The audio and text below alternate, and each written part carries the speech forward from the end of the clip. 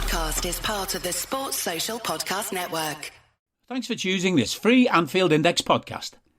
If you'd prefer to listen to this or any of our other shows without adverts, then now's the time to check out Anfield Index Pro. With AI Pro, you can supercharge your entire listening experience. You'll not only get all of our podcasts without the ads, but you'll have them far faster with our quick publish feature available exclusively for subscribers. AI Pro also puts you in the heart of our sound studio, with an option to listen to many of our shows live and interact with the podcasters in real time as the shows are recording. Upgrading couldn't be easier. AI Pro is available on all popular podcast platforms, and we have our own apps for Apple and Android. Just head on over to AnfieldIndexPro.com and get started today. Hello, everybody, and welcome to the latest Anfield Index Under Pressure podcast. My name's Dan Kennett, and with me to review the week from hell, I've got the sports science dynamic duo. First of all, it's Mr. Simon Brundish. Evening, Si. Evening, Darth. It's good to be back. Well, it's Yes. not. I'd rather be away. But this weather's Well, shit. they're talking about these two games, but there's plenty to talk about, mate. We need you. We need you. And I've got the doc, Professor Phil Barter. Good evening, Phil. How are we doing, mate? Must be first for the season. 2 defeats. Yeah, doesn't happen very often. No. That's for sure. No. Yeah, but I tell you what, this will be the first time that we've done a double defeat pod where there's more than just me and Darth. Usually, everyone else takes it. This is true. Hamzah is actually, I think he might be missing his first pod, but he has actually got the excuse of covering Chelsea Everton for the Times tonight. So there you go. I mean, is that a good enough excuse so you make your own minds up? Right, anyway, we are here. We're going to talk about Crystal Palace shortly, but we're going to start off by talking about the Atalanta game and Si, a 3-0 home European defeat. Oh, my days. Turned into a proper whacking, didn't it? That was. It felt by the end of the game. It felt like we've been larped a little bit. Weirdly enough, I don't know how long we're going to talk about this, but it set up. Everybody expected to win, and we were. It was going to be our great return from the horrible game. And the bounce back and all of those cliches that happen.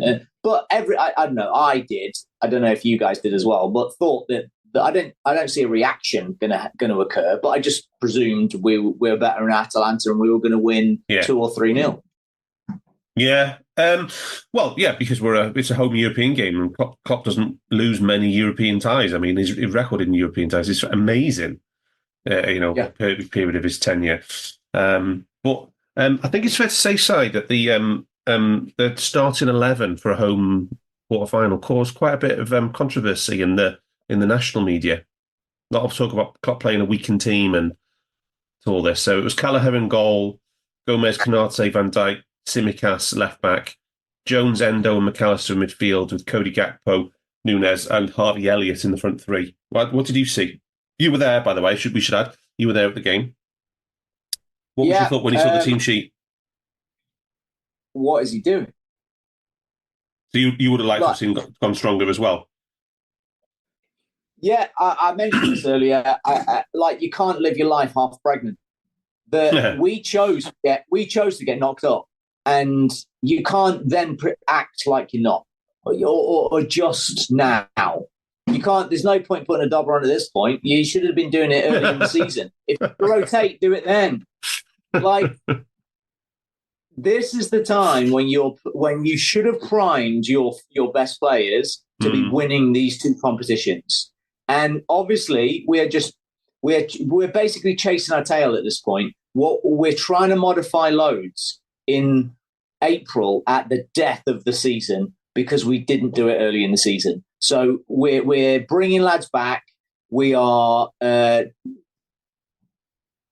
We're trying to modify those lads that have played too much, even though McAllister and Van Dijk still play every goddamn minute of every goddamn game. There's some now that have obviously been deemed breakable that come off in every game that didn't earlier in the season. And now you're rotating Mo out for Harvey Elliott in a European semi. Like, there is going to be psychological impacts to the decisions being made. When those lads saw that team sheet go up, everybody, it would have given one of two reactions. I'm talking about the lads, not the ones that aren't picked, the ones that are picked. Even the ones that are getting to be chosen ahead of players they know are better than them. They're going to be thinking, oh, this game is real. The boss thinks this game is easy.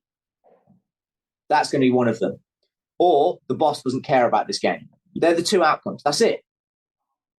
It's not, oh, the boss thinks that we're the best for this game, because that can't be that's just not how a hierarchy works. And so it sets the tone, let's say. Okay. Yeah. Barts, before we get into the tactics and the pattern of the match, do you want to give us that stats pack? Because it's a pretty horrible one, isn't it? The summary. Give us a summary of the stats pack. Yeah, we'll obviously people can have a look at that full post-mortem in their own time. I'm not going to do the full lot because, I'm not going to do that. 65-35 possession, touches 831 to 447, field tilt 63 to 36, total shots 19 to 11, penalty box 15 to 10, big chances, which is the one we probably want to focus on, 7 to them, 3 to us. XG 2.58 to us, 3.29 for them. Threat, which for me, I've got 0.57 for them and 1.19 for us, which means they converted 0.5 threat to 3.29 XG, which is over 550%. That is incredible for us to do at home. That's just, I've genuinely not seen that all season or anyone close gets a 300% conversion at home. Away, fair enough, but at home, that's crazy. Pass success, 83 for us, 63 for them. But as you're seeing, we started the last 3 games have had really weird pass maps, and theirs is quite something because they basically don't use the middle of the pitch. Yeah, they just went around our midfield. Yeah, and then went in quite hard into certain areas. Didn't pass it a lot, which is what their pass success, right? But they're effectively gone round our midfield into our zone 14 or the left half space, and then from there, obviously, created what they needed to do. But a quite extraordinary set of visuals for you took the score out. It's just before you finish off, Barts, the overall 1,000 simulations of the stats, what does it say for the match results? Jeez, it's got us at. It's got 3-2 to them. 9%.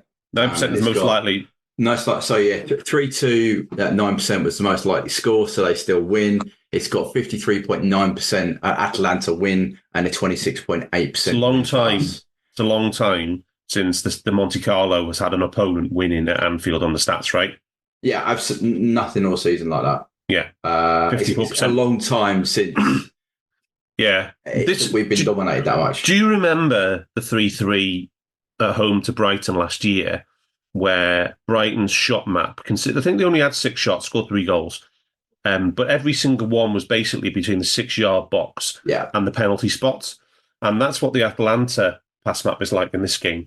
They only had 9 shots, 10 shots, 1 outside, and they had so many from between the penalty box and the 6-yard box, and then also within centre of the box by near the penalty spot as well. It was just unbelievably good shot map from an opponent. I said to you in the chat about, we were talking about big chances conceded. The game I was thinking it was Napoli away.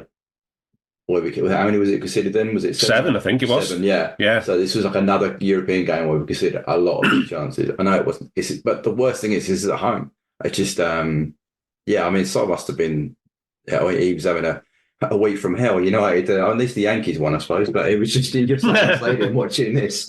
It was not good. But no, I just completely, I didn't expect that performance, I have to say. I didn't expect, even with all the changes, I still didn't expect us to get beat like that. Yeah. And Kev, we said as well, first half, he saved a few big chances, Yeah. But he's still at fault for the first goal. It's just weird performances like that where you think, yeah. Yeah, well, we'll come on to the goals in a minute, but let's really let's focus most of our time on the period at 0-0 side, because straight away, Atalanta, I think we have a very slow start. It's fair to say, and Atalanta have an unbelievable chance after 3 minutes. Pasalic. Yeah, it's just such a good job that they.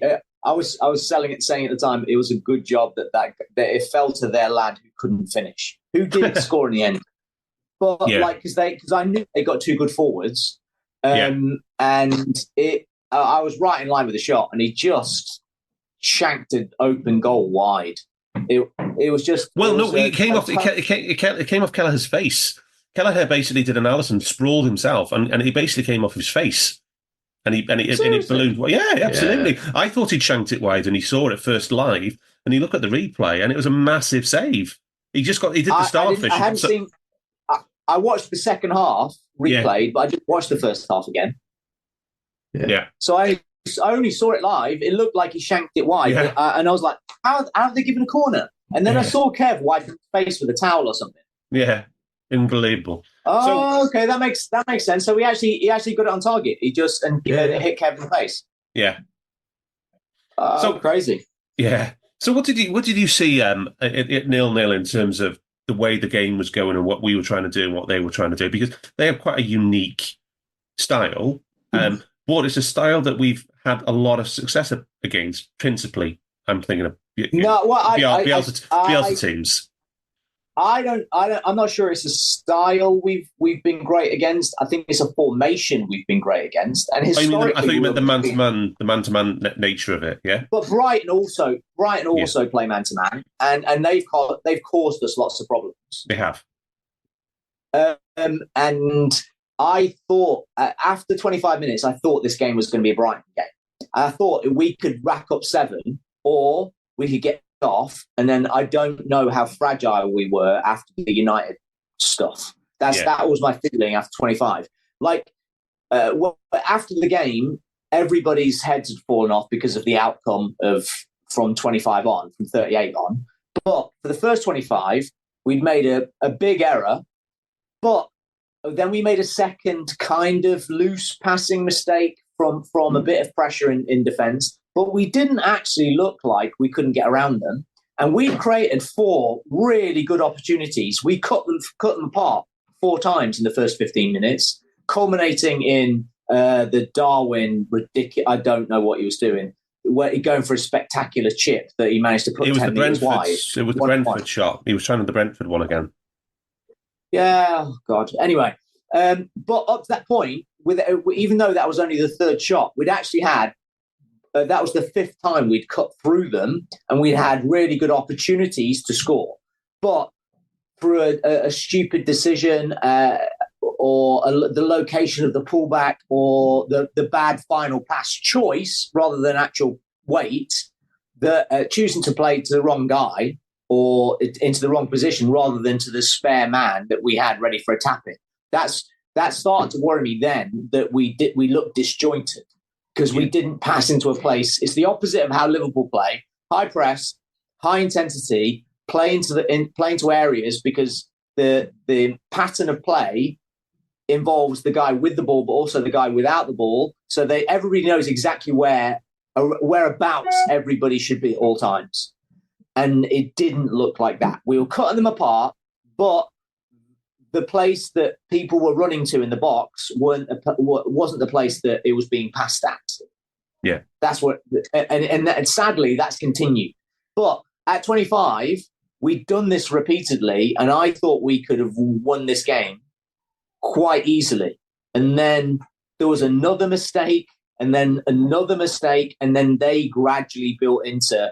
They were the ones causing us stress from about 25, 26 on. And we didn't create anything after that. Yeah. The Elliott hit the bar and the post and the bar with the same shot. That was 26 minutes as well. I don't need a VPN. I've got nothing to hide. This is what I used to tell myself before I hooked up with LibertyShield.com. Not only is my home internet now fully encrypted, but I can now access all the websites I want, whenever I want, and do so from absolutely anywhere. As a Liverpool fan, I love to know I can now watch every match, regardless of whether it's on UK TV or not. My Liberty Shield VPN makes sure nothing is blocked and guarantees me super fast streaming speed throughout that match. You can get connected right now with their software package, which includes a 48-hour no-obligation free trial and instant access to their apps for Apple, Android, Fire TV, PC, Mac, and Android TV. Or go a step further like I have and get one of their pre-configured VPN routers. These small but powerful devices allow you to easily connect every device in your home to VPN, making it the perfect solution for smart TVs, Mac boxes, and games consoles. Visit libertyshield.com today and use coupon code AIVPN25 to get 25% off at checkout. That's it. So that was the last time we had any threat. And even then, that was a bit of brilliance rather than us causing them formation stress. Yeah. And that was pretty unlucky. That was the last moment. The fact that came back out was very unlucky. Although there was one exactly the same. There was one exactly the same as that in the Arsenal game yesterday. I think it was the lad that came from Leicester, the midfielder from Tielemans, was it? I think. Oh, you mean for Villa? Yeah, Tielemans. Yeah, for Villa. Yeah, against Arsenal. Yeah. Anyway, but there was a lot of bad passing in this match. To be honest, it's a bit of a theme both games: pass completions, bad passing, bad structure. Possession control as well. What's your general themes that you saw and want to talk about in that first half? I think it's a continuation of some of the things we've discussed past three pods. I think the decision making has been poor in the final third. I think our passing in general just hasn't been the right weight, the right speed, the right time. The synchronicity hasn't been there, and I think these are all similar signs, I have to say, of I think fatigue, not the right players being picked at the wrong time to rotate when, as Si said, you normally prime your side and you go with your starting 11 for the big games. They just churn out because they used to play with each other. I just think it reminded me a lot of, particularly that first period of time, we created some good opportunities, but like the previous games, we just made the wrong call. We didn't put it into the right area with the path. We took a shot on. We took a stupid shot on rather than play to a player. It was a continuation of stuff that we've been doing now, I would say, from a United FA Cup game. It just started to, and there's even little things started to creep into this game, which it just, our structure, we'd kind of got back to having, using the fullbacks really well, getting the high and wide, got that structure back again. But now in this game, we go back to effectively not using one of the sides of the pitch. Yeah, the right side of the pitch, if you look at the fast maps, it's shunted in. So we're narrowing the pitch when one of our strengths is to stretch them out wide, is to use the width and go with it. Particularly if they're there, you would expect us to go and press in those areas to win that ball. But we didn't do that. I thought there's no vertical passing into zone 14, which again, we'd started to utilise when we got Núñez more into the game. We started to utilise him better. We've gone backwards on that front, and that's even worse in the Palace game. I have to say the vertical passing into that channel, we're getting into those areas with the passing. So if you look at, so I haven't got it on this one, but on the next game, we've got a good array of passing coming in and out of zone 14, but it's not linking with our front players. It's just, there's a lot of structural problems, which I probably would put down to personnel. I wonder whether too much is being asked. Endo's really high in his average position in this game, which in previous games he was dropping in between the two centre halves. So we were doing that. He wasn't doing as much in this game. So yeah, I thought that first half generally, I just thought it was poor decision making. I thought our structure wasn't helping. We were going backwards to doing what we had started to do really well, and it allowed Atalanta to grow into the game, get confidence. And when you don't take your big chances in the first 15, it does eventually matter. Yeah, you can't keep getting away with that. The way I saw it was that we had a lot of players who looked overcooked, right? And at the same time, on the same pitch, we had some players who looked blatantly undercooked. And that's a pretty nightmarish combination, then, really. Yeah, because you had Endo, who looked one of the ones who looks most overcooked as well. McAllister, and Jones. I mean, Jones looks off the pace in this game. He looked off the pace in the Palace game. And he's come back from a moderately bad injury, right? But I've never seen a struggle to build so much inside our own half as recent games, and particularly with those two, with Mac, and because what they're generally good at is, if I think they acknowledge sometimes, you know what, we're not going to outrun these guys, so we'll make sure we can pass through us, and we operate more of a two-man pivot. That's what they've done a lot in the European games. You and I were there when they were doing it quite well. So I think but it just didn't. I don't know. I know what you mean. They just looked off it, and I don't. As I said, I think this is part of a series. I think there's accumulation of factors happening here. And I think that Si's right. The attitude was wrong for the start.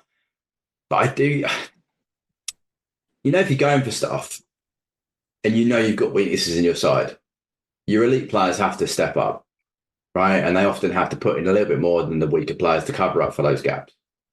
Eventually, those elite players can't do that. And therefore, the gaps are exposed. Now, Endo has done a remarkable job.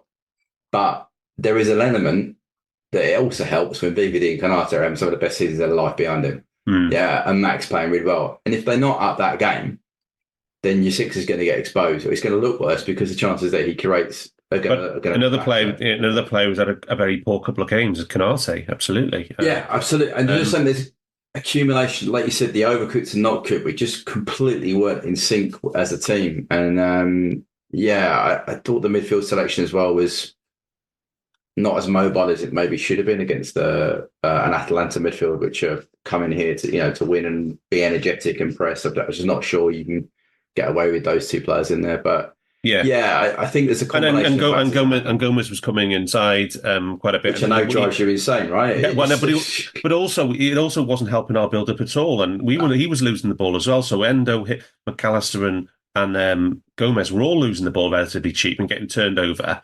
Yeah. Inside our own half. And I thought one of the things that, this is the end of the Jurgen era and stuff. I just thought we looked like a team who'd been suckered into playing into the traps that the other team wanted us, exactly where the other team wanted us to play into.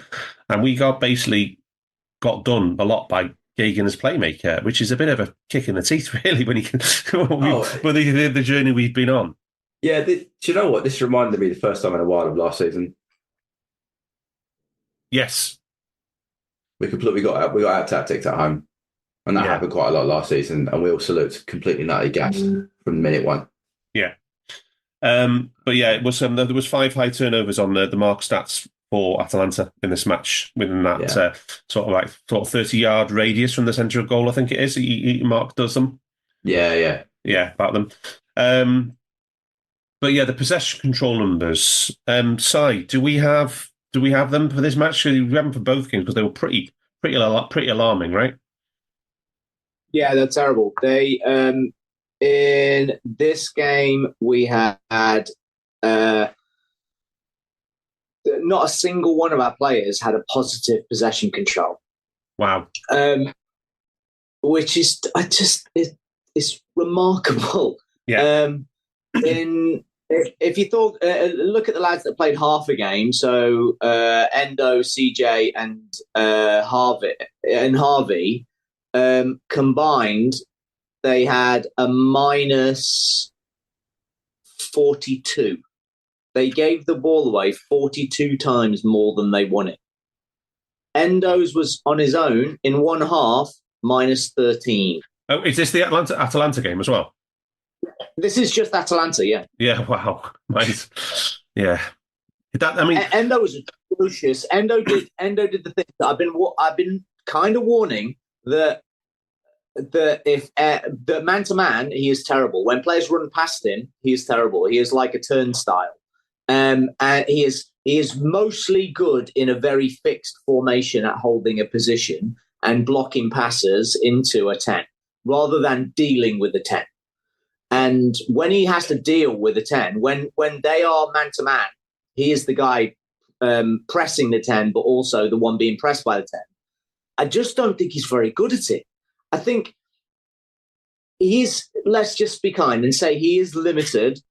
We aren't geniuses. Like, I think we lulled ourselves a little bit into going, yeah, we've got another Salah here. We've got another Jota here. We are smarter than everybody else in the room by getting him when nobody else wanted it.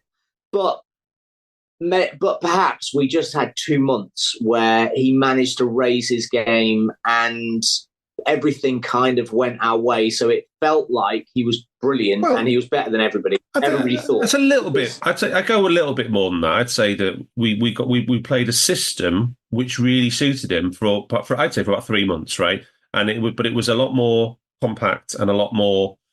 I think that the things he had to do, the space he had to cover was smaller, and the things he had to do were less. Si, that's what I would say. And now all of a sudden he's got a lot more to do, and he's a lot more fatigued. Yeah, maybe he's got more to do, but I don't know why he'd have more to do because I don't think our system's changed all season. I really don't. Right. You were talking during the game. You were talking about what our system was doing, and I was looking top down from the top of the main stand, which is probably the best view in the ground, looking tactically, going, this is exactly the way we've played all year. And so I don't know if it looked different on TV or who was receiving the ball in space looked different on TV. But it looked like we were making the exact same rotations. And it was frustrating me that we were choosing to make the exact same rotations against a man-marking team that we would make against a zonal marking team. Yeah. And I think, say on the physical side, I would say that we were outmatched, physically outmatched in nearly every matchup in that first half, right? I don't. What did you think? If you're man to man, the team that wins is the one with the most physically dominant individuals. Yeah, and that's where we usually excel. We usually have the bigger, stronger, faster. Klopp's team have the bigger, stronger, faster players. Yeah, that's pretty much the underpinning principle of Klopp. They have bigger, stronger, faster players than you. A fitter that can do it for longer. And in this game, we weren't. We were just maybe a little bit too short I like twice, Virgil made a big mistake. Yeah. And once was a mental mistake, once was a physical mistake, and the guy's not fitter, faster, and stronger than Virgil. But he made a physical error that cost us. And is that the physicality of the opposition, or is that we aren't possible? It's not possible for us to be at our peak when you played 910 minutes in the last 4 weeks. Yeah. That. I'd say it was latter as well, yeah. Yeah. So anyway, lads, it's just diminished. So they can't. So what happens when you have the highest pressing team in Europe that cover the most high-speed distance? When you lose the capacity by, say, 2% of your high-speed running, so you're typically able as a team. You're producing like 13k of high-speed running, and suddenly you're producing 12.5, but your system is designed around you making 13k. That means there are going to be gaps, and then you look like a dickhead as soon as that happens, because there's a big gap and it looks like you're in the wrong place or somebody's made a mistake. But it's just that the guy making the run made the run at half a meter per second slower than he usually does. So that throws everybody off around him. Because what goes from being a front foot defensive role, a defensive function as a team, everybody pressing at the right time. It's not going to be all together, but it's going to be in little waves, but it's all going to be in time together. So everybody knows from where one person is strategically in relation to themselves, the pitch, and the opposition and the ball, where they're going to be at what time and what angle they're going to have to take. Suddenly there's somebody out. So instead of making their run, they're having to make their run, then see somebody is in a different position. So have to cover the passing lane behind that. Now you've gone from being this front foot aggressive sprinting forward team to shit emergency. I'm going to have to cover somewhere. I'm going to make a different run. And then everybody is suddenly having to cover behind, and you end up sprinting backwards, which is exhausting. You having to just change direction has a metabolic cost, but you're having to repeatedly change your direction at high speed. It has a massive different metabolic cost. Yeah. You were saying, you asked me, I don't know what it looked like on TV. It looked like those possession control stats that you were reading out. It was absolutely horrendous. It's like all the good things that we win the ball and we pass it and we build, and we couldn't do any of those things. It was just, oh my God, it was terrible. And we couldn't hold the ball up front. And anyway. So a lot of criticism for Queven Kelleher overall in this match. But let's be honest, right? He still saved 3.2 post shot and only let in 3 goals. So he's still slightly better than what he faced. Problem is, you can't face that many big chances as a keeper and not expect to concede some. I get that, but that ain't far off size and Andy being half pregnant. You're in goal to save shots, right? And I would say the first goal, which was pretty critical, he should have saved. Yeah. That wasn't a big chance. That was a fairly routine save down to his left. Yeah, he palms that, and he just goes under his, and he goes under his half hand. Under his body. Yeah. Exactly. He gets it, but we go in a 0-0 half time. Who knows? But then immediately before the break, there's a clear 1-on-1 fast break, and he saves a big chance on the counter. So and he keep it. So we're going in 1-0 down instead of 3-0 down. Yeah, I just think it's a hard life being a goalkeeper, mate. It is, and that's what I'm saying. It's a hard life being a keeper, and you could save 5 big chances, 10 1-on-1s, but if you let one in between your hands and you lose the game, people are going to pick up on the one you let behind your hands. I know. And that Such is life. Keeper. But I do think there's an element. I think things are catching up with Kev. This is his first run of playing. How many games now has he played? He's played more minutes than Alisson this season. Yeah, but that's the first time in his career he's played at top level, not like a middle of the Premiership. This is Liverpool Football Club going for the title, going for this cup, going for that, the pressure of Klopp. And I just think there's a few things catching up with him now as well, because I thought this was his worst performance in the run. Yeah. And I say that even though he saved the big chances, because I think is it a third as well? I don't think. Yeah, when that's the ball carry out into the players' hands, isn't it? And I just think roll it back a few games. Kevin doing that. Yeah. He's saving the stuff that we expect him to save, and he pulls off a couple of worldies. In this game, he saved the big chances, but didn't save the stuff we'd expect him to save. So, I just think it is a hard life being a keeper, but he's just got to accept that he's part of being a keeper. You've got to save the basics first. So, has he played over 2,000 minutes? He's played. I just had this up. 2,500. Including internationals, he's played 3,300 minutes. Wow, that must easily be the biggest of his career. It's the biggest of his career. 3,531, my bad. Wow. I was reading trend. 3,531 minutes, and that is 101 minutes more than Ali. Yeah. Crazy. Season, because he played because Ali's not played any internationals, and Kev's played all of them. So, I just wanted to contextualize this, right? And it's something I talk about, like, professionally, is the reserve goalies as well as, like, the understudy centre-back, right?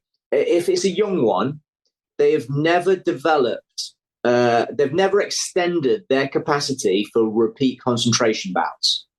So at a lower level, at a younger level, they'll play once a week.